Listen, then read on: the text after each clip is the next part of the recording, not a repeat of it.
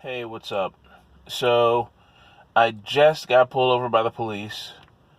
I got a warning from TFC J Watson, badge number 6590, and I got the warning was for a Maryland emissions violation.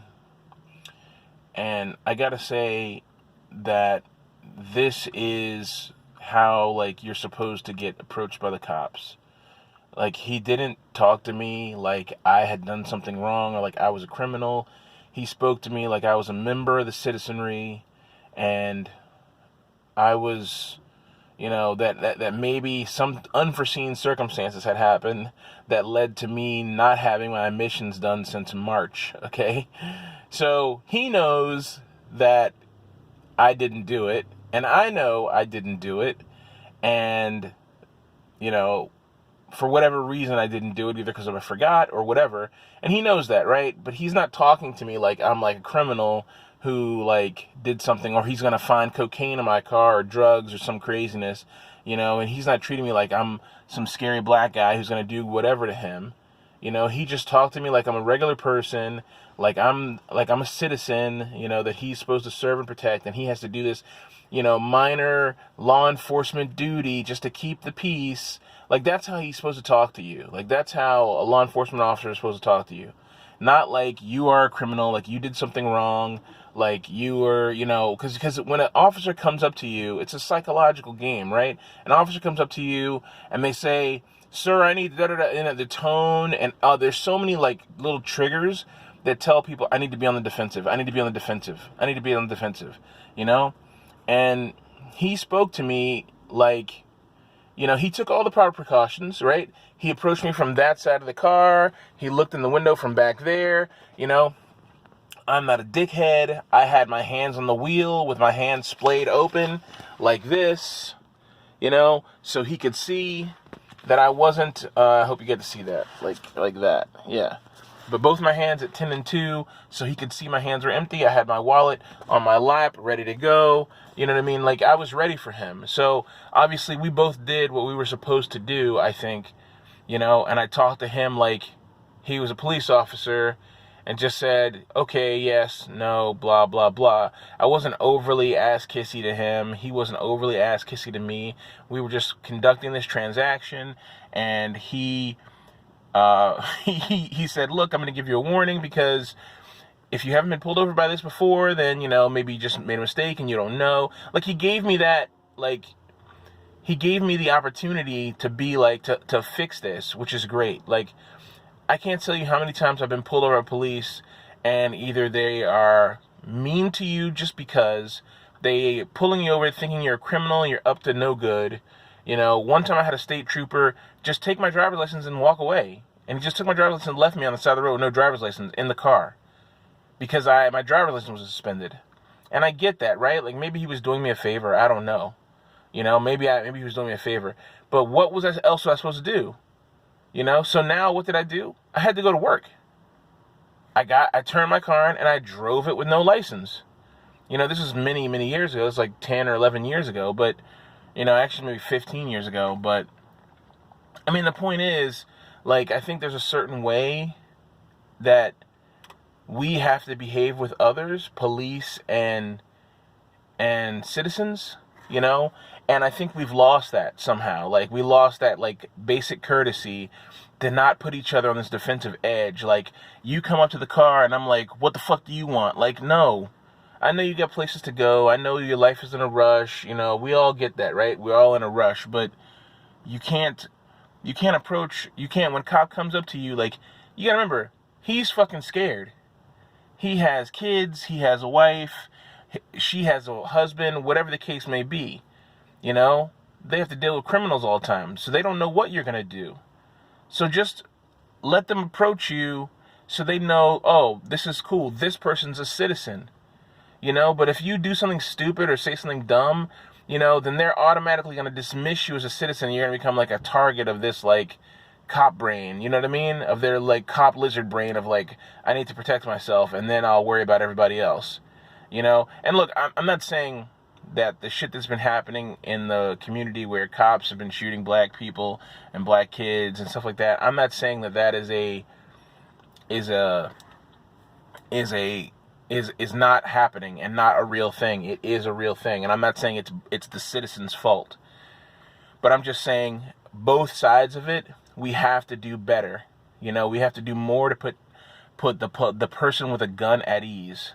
You know, because you're not a citizen, you're normally not armed, right? You don't have a gun. So it's already an unbalanced situation. You have this armed person with a gun who is probably scared of you because they don't know if you have a gun. Like, we know they have a gun. We get it, right? They don't know if we have a gun. So even though for us it's unbalanced, it's an unbalanced force. For them, it's an unknown force, you know, and they deal with that unknown force again and again and again and again and again and again for 8 or 9 or 10 hours a day.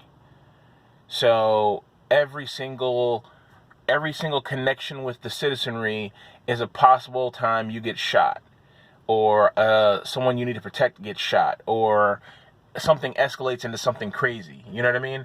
So I'm not giving cops a pass. My dad was a cop for 24 years. You know, I'm not giving them a pass. Police need to do better. You know, they need to talk to citizens and treat people not like a dangerous black person or an unhinged crazy white guy or whatever. They need to treat citizens like they're citizens first, you know, and then maybe act on those red flags they have in a slowly upscaling way, unless it's absolutely necessary to escalate until like the top level. But, you know, I wish I had word for word. I wish I recorded what this cop said to me. But he was like professional, and he was conciliatory, and he was like, "Hey, look, you know, your MVA thing has been expired. You know, your tags have been suspended since March." He's like, hey, and he started giving me options as to what might have gone wrong and why. You know, he kind of treated me as though I was like a victim of the tag suspension, you know, and he knows that's not the case, right? He knows that I probably got the letter and forgot, or didn't get the letter, or whatever the case may be. And he knows that. Like, he knows the MVA is on their game. But he recognizes that he can talk to me without escalating. So he told me, he said, so did you change your address? And I was like, yes. And he was like, oh, that was it. And he was like, when did you change your address? I was like, last year. He's like, oh, maybe not. I was like, yeah. And so he gave me a way out. And then when the way out was like invalid, he said, oh, well, and he kind of thought like maybe there was another way out. But he knows there's not. Like, he knows, like, you know, he knows. And that was my cue. And I said, yeah, I probably fucked up somewhere, honestly. I probably made a mistake. And he was like, yeah, it happens. You know? And so we met in the middle. You know, like, we both know we're playing this little game, you know, and we both know that I honestly probably screwed up, you know? But he didn't talk to me as though he didn't treat me poorly or belittle me or treat me like just some black guy who couldn't be trusted or a dangerous entity. He paid me the respect an officer should pay the citizenry in 2 ways. 1, by not treating me like trash, and 2, he paid me the level of force respect that he should pay by kind of standing off. He approached me from the empty side of the car. He looked through the back window, which I see cops do all the time, you know, because they want to say, is someone hiding back there? Is there a pile of guns back there? Is there like fucking heroin back there? Like, what's back there? They look in the back seat, and then he approached from a distance with his hand kind of on his, I couldn't see his hand because it was below the door, but he could have had it on a gun. He could have it in his waist. I don't know. And he said, hey, he explained what's going on. And I had my license and registration, or my license and change of address card handy.